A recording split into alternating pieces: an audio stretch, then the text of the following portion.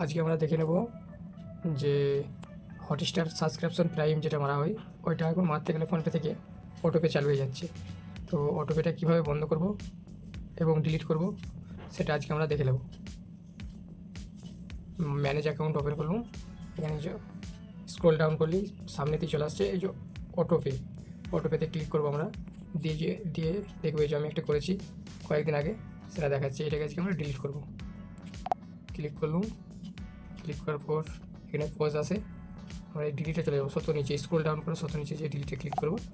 ডিলিটে click করার পর আমার যে পিনটা ছিল সেই পিনটা আমরা এখানে টাইপ করব। ইউপিআই পিনটা দিলে ডিলিট হয়ে যাবে।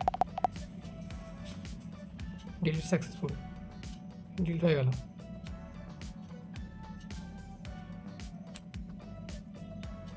এখান থেকে এবার রিমুভ করে দেবো, এটা রিমুভ কমপ্লিট। সামান্য কাজ।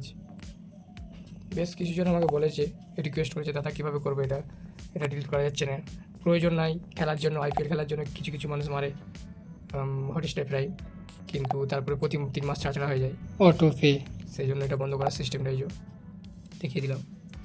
যার হয়ে আছে সব বন্ধ করে দিন।